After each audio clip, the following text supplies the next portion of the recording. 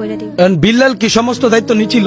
হ্যাঁ, মানে সমস্ত দায়িত্ব নিয়েছিল যে উনি আমার 7 লাখ টাকা উঠায়া আমার চিকিৎসা করে দিব। উনি আমার হাতে টাকা দিব না, মানে ওনার কাছে টাকা রাখবো। তাই আমি আবার বলছি যে আমি হাতে টাকা চাই না, আমার আপনি চিকিৎসাটা করে দিলে হইব।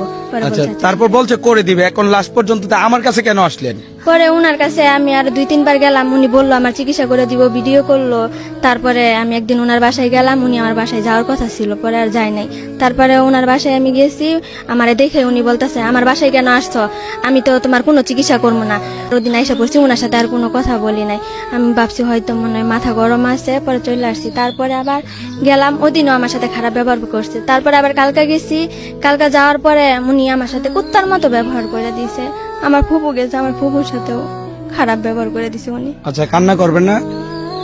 এখন দেখেন, এই যে বিল্লালের কাছে বিশ্বাস করে আপনারা জুয়া খেলার মতো টাকা পাঠাইতেছেন, আর এই মেয়েটার জন্য টাকা পাঠাইছেন, এটা কি মেয়েটার কাছে পৌঁছাইছে কিনা খবর নিছেন কখনো?